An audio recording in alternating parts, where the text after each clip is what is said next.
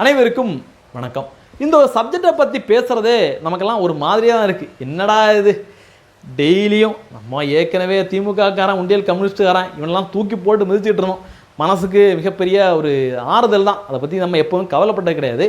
ஆனால் இந்த அண்ணாமலை அவர்களை பற்றி நம்ம ஏதாவது பேசுகிறது நினச்சாலே உண்மையிலே மனசுக்கு ஒரு மாதிரியாக இருக்குது. என்ன காரணம் அப்படின்னா, அண்ணாமலை அவர்களை நான் பயங்கரமாக கொண்டாடியிருக்கேன். நம்ம சேனலில் பார்க்குறவங்களுக்கு தெரியும். அவ்வளோ கொண்டாட்டம், ஐயோ தலையில் தூக்கி வச்சு கொண்டாடி இருக்கோம். நைட்டு 12 மணிக்கெல்லாம் எழுந்திரிச்சு உட்காந்து வீடியோ போட்டிருக்குங்க. எப்படா அண்ணாமலை அவர்களை நீங்கள் திட்டலாம், அவர் பிரைம் மினிஸ்டர் நரேந்திர மோடி அவர்களுக்காக துணை நிற்கிறாரு அப்படின்னு பயங்கரமாக அவருக்கு சப்போர்ட் பண்ணியிருக்கோம். என்ன காரணம், எதுக்காக சப்போர்ட் பண்ணோம்? அவர் பிஜேபியில் இருப்பார், பாரதிய ஜனதா கட்சிக்கு மிகப்பெரிய தூணாக இருப்பார், பிரைம் மினிஸ்டர் நரேந்திர மோடி அவர்களுக்கு மிகப்பெரிய ஒரு ஹெல்ப்பாக இருப்பார், அவர் தேசியத்தை பேசுவார், ஹிந்துத்துவா பேசுவார், தேசியத்துக்கு துணை நிற்பார், ஹிந்துத்துவாவுக்கு துணை நிற்பார் அப்படிங்கிற ஒரே காரணத்துக்காக தான் நம்ம சேனல் அவரை தலையில் தூக்கி வச்சு கொண்டாடிக்கிட்டு இருந்தோம். ஆனால் அதெல்லாம் இன்றைக்கி இல்லைன்னு ஆயிடுச்சு. சரி, அவர் கட்சியை விட்டு போயிட்டார், தனி கட்சியை தொடங்கிட்டார், அதை பற்றிலாம் நமக்கு கவலையே கிடையாது. ஆனால் நானும் நினச்சிட்டு இருந்தேன், சரி அவர் கட்சியை விட்டு போனாலும் தனி கட்சி தொடங்கினாலும் பிரைம் மினிஸ்டர் நரேந்திர மோடி அவர்களை விமர்சனம் பண்ண மாட்டார், மத்திய அரசாங்கத்தை விமர்சனம் பண்ண மாட்டார், ஹிந்துத்துவாவை அவர் தொடவே மாட்டார், தேசத்துக்கு எதிராக பேச மாட்டார் அப்படின்னு அப்புறம் அந்த மதசார்பின்மை அப்படின்னு சொல்லிக்கிட்டு இங்கே தமிழக அரசியல்வாதிகள் எல்லாம் பண்ணுறாங்கல்ல, அந்த பூஜா தூக்குற வேலை, சிங்சான் அடிக்கிற வேலை, சிறுபான்மை அப்படின்னு தாஜா பண்ணுற வேலை, இதெல்லாம் பண்ண மாட்டார் அப்படின்னு ரொம்ப ஒரு நம்பிக்கையில் இருந்தேன். ஆனால் இன்றைக்கி எல்லா நம்பிக்கையும் கொஞ்சம் கொஞ்சமாக தவிடு பொடியாகிட்டே வந்துட்டுருக்கு. நேற்று அண்ணாமலை அவர்கள் இந்த காவிரி விவகாரத்தில், மேகதாது விவகாரத்தில் ஒரு அறிக்கை ஒன்று வெளியிட்டார். உண்மையிலேயே அந்த அறிக்கையை பார்த்தோன்னே எனக்கு பேரதிர்ச்சி.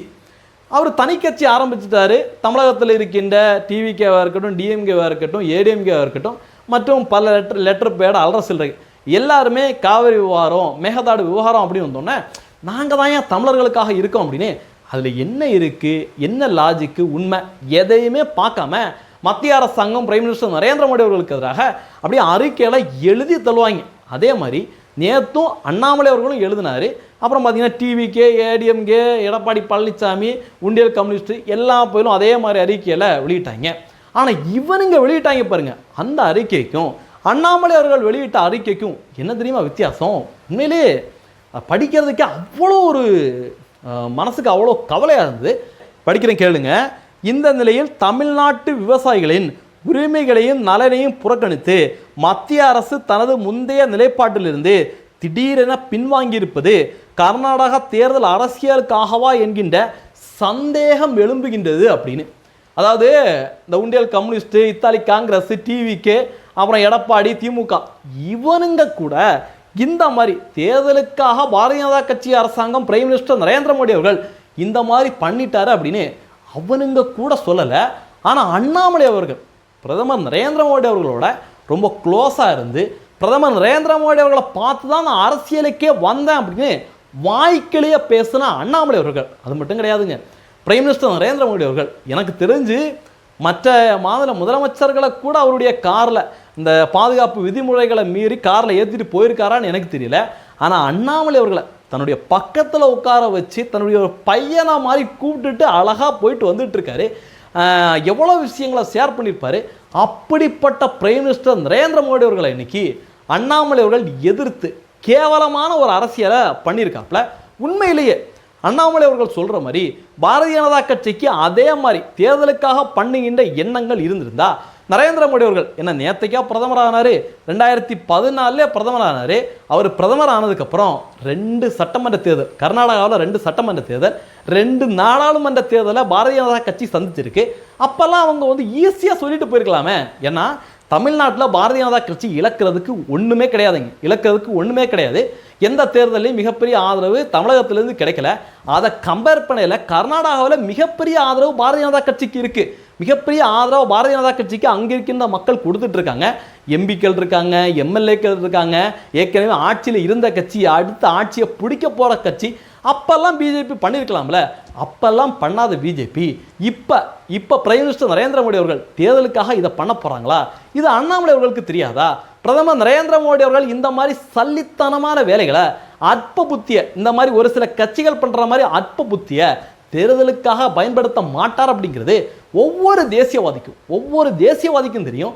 ஆனால் ஏன் அண்ணாமலை அவர்களுக்கு தெரியலை? பிரைம் மினிஸ்டர் நரேந்திர மோடி அவர்களோட பழகிற அண்ணாமலை அவர்களுக்கு தெரியல அப்படிங்கிறது தான் இன்னைக்கு மிகப்பெரிய கேள்வியா மாறி இருக்கு. அதுலயும் பாத்தீங்கன்னா உண்மையிலேயே அண்ணாமலை அவர்கள் பேசுனதுல உண்மை இருந்தா பரவாயில்ல, மத்திய அரசாங்கம் ரொம்ப தெளிவா சொல்லியிருக்கு. தமிழகத்தோட அனுமதி இல்லாம, பாண்டிச்சேரியோட அனுமதி இல்லாம, கேரளாவோட அனுமதி இல்லாம யாருமே எங்கேயுமே அணை கட்ட முடியாது அப்படின்னு பார்லிமெண்ட்லேயே இப்போ அன்புமணியோட அந்த அறிக்கையை வச்சு அன்புமணி கேட்டதுக்கான மத்திய அரசு பதில் சொல்லியிருக்காங்கல்ல, அந்த அறிக்கையை வச்சு அண்ணாமலை பேசுகிறார்ல, அதே நாளில் காங்கிரஸ் எம்பி சுதாவுக்கு மத்திய அமைச்சர் ஒரு பதிலை சொல்லியிருக்காரு. அதில் ரொம்ப தெளிவாக சொல்லியிருக்காரு, காவிரி மேனேஜ்மெண்ட் போர்டு இருக்குல்ல, மேலாண்மை வாரியம், அதோடைய முடிவு தான் இறுதியான முடிவு. அதில் முடிவு எடுத்து தான் எல்லாம் செயல்படுத்துவாங்க.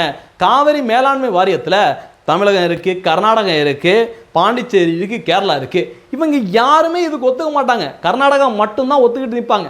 அப்புறம் எப்படி இதை செய்ய முடியும்? எல்லாருக்குமே தெரியும், சட்டம் தெரிஞ்ச சாமானியர்களுக்கு கூட இந்த விஷயம் தெரியும். ஆனால் அண்ணாமலை அவர்களுக்கு ஏன் தெரியல அப்படின்னு தெரியல. கண்டிப்பாக அண்ணாமலை அவர்களுக்கு இதெல்லாம் தெரியாமல் இருக்கிறதுக்கு சான்ஸே கிடையாதுங்க. தெரியாமல் இருக்கிறதுக்கு வாய்ப்பே கிடையாது. அவர் எப்படியாவது பிஜேபியிலேருந்து நான் வந்துட்டேன், எப்படி பார்த்தீங்களா, திமுக மாதிரி இங்கே இருக்கின்ற மற்ற திராவிட கட்சிகள் மாதிரி எப்படி பிஜேபியை நான் எதிர்க்கிறேன் பார்த்தீங்களா, அதனால் எனக்கு சிறுபான்மையர் எல்லாருமே ஓட்டு போடணும் அப்படிங்கிறத சொல்ல வர்றாரா என்னான்னு புரியல. இந்த மாதிரி கேவலமான அரசியலை அண்ணாமலை அவர்கள் முன்னெடுத்தா கண்டிப்பாக அண்ணாமலை அவர்கள் அட்ரஸ் இல்லாமல் போவது உறுதி. ஏன்னா அண்ணாமலை அவர்களோட இன்னைக்கு போய் சேர்ந்துருக்காங்கல்ல, கிட்டத்தட்ட ஒரு 19-20 லட்சம் பேர். அதில் 99 விழுக்காடு தேசியத்தை நேசிக்கக்கூடியவங்க, ஹிந்துத்துவாவை நேசிக்கக்கூடியவங்க, பிஜேபியை ரொம்ப பிடிச்சவங்க, பிரைம் மினிஸ்டர் நரேந்திர மோடி அவர்களை ரொம்ப பிடிச்சவங்க. இவங்களுக்கு எல்லாருக்குமே கருத்து முரண் எங்கே வந்திருக்கும் அப்படின்னா, தமிழக பிஜேபி சரியில்லை, பிஜேபி தலைவர்கள் சரியில்லை அப்படிங்கிறது தான் அவங்களுடைய கருத்தாக இருக்கும். அப்படி இருக்கையில் அவங்கள வச்சுக்கிட்டு அண்ணாமலை அவர்கள் அவங்களுடைய மண்டையை கழுவி அவங்கள மனமாற்றி நம்மளுடைய சிந்தனைக்கு கொண்டு வரலாம் அப்படின்னு நினச்சாருன்னா கண்டிப்பாக அது நடக்கிறதுக்கு வாய்ப்பே கிடையாது. அவங்களுக்கெல்லாம் பதவியெல்லாம் முக்கியம் கிடையாது. அண்ணாமலை அவர்களோட போயிருக்காங்கல்ல, அவங்க பதவிக்காக போல இந்த மாதிரி தமிழக பிஜேபியில் இந்த மாதிரி விஷயங்கள் இருக்குது அப்படின்னு பிடிக்காம தான் போயிருக்காங்க. இப்படியெல்லாம் அண்ணாமலை அவர்கள் தொடர்ந்து பேசிகிட்டு இருந்தா அவங்களே அண்ணாமலை அவர்களை தூக்கி போட்டு மிதிப்பாங்க. இப்போ மிதிக்க தொடங்கியிருக்காங்க. பார்த்தீங்கன்னா ஏகப்பட்ட பேர் நம்ம அண்ணாமலை அவர்களை ஆதரிச்ச தப்பு அப்படின்னு மீண்டும் தேசியத்தை நோக்கி, மீண்டும் ஹிந்துத்துவாவை நோக்கி தொடர்ந்து வந்துட்டு இருக்கிறது மிகப்பெரிய மகிழ்ச்சியாக இருக்கு. இந்த மாதிரி கேவலமான அரசியலை அண்ணாமலை அவர்கள் முன்னெடுத்தார் அப்படின்னா கண்டிப்பாக அண்ணாமலை அவர்களுக்கு அழிவு தான். இதை பற்றி நீங்கள் என்ன நினைக்கிறீங்க அப்படிங்கிறதையும் பதிவு பண்ணுங்க. நன்றி, ஜெய்ஹிந்த், வந்தே மாதரம்.